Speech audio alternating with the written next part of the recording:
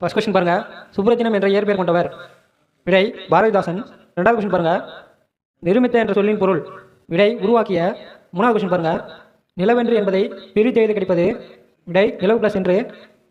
அடுத்த கொஸ்டின் பாருங்க, மேதினி என்ற சொல்லின் பொருள். விடை உலகம். அடுத்த கொஸ்டின் பாருங்க, பொருந்தாத ஒன்றை தேர்வு செய்க. அதாவது பாவலரேறு பெருஞ்சித்தனாரோட இதழ்கள் கொடுத்துட்டு பொருந்தாத ஒன்று கேட்டிருக்காங்க. விடை தமிழ் மலர். மீதி மூன்றும் பார்த்தீங்கன்னா பாவலரேறு பெருஞ்சித்தனாரோட இதழ்கள் தான். அடுத்த கொஸ்டின் பாருங்க, பெருஞ்சித்திரனாரின் இயற்பெயர் என்ன? துரைமாணிக்கம். துரைமாணிக்கம்னு சொல்லலாம், இல்லைனா மாணிக்கம்னு சொல்லலாம். இடத்துல எது கொடுத்தாலும் ஆப்ஷனில் போட்டுருங்க. அடுத்த கொஸ்டின் பாருங்க, 8 + திசை என்பதை சேர்த்து எழுத கிடைப்பது. விடை 8 திசை.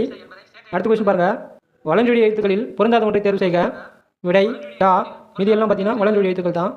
அடுத்த கொஸ்டின் பாருங்க, பாகு + அல் + காய் என்பதை சேர்த்து எழுத கிடைப்பது. விடை பாகற்காய். அடுத்த கொஸ்டின் பாருங்க, மா என்ற சொல்லின் பொருள் என்ன? விடை அனைத்தும், விலங்கு, மரம், பெரிய, வயல். இதெல்லாம் சரியானது தான்.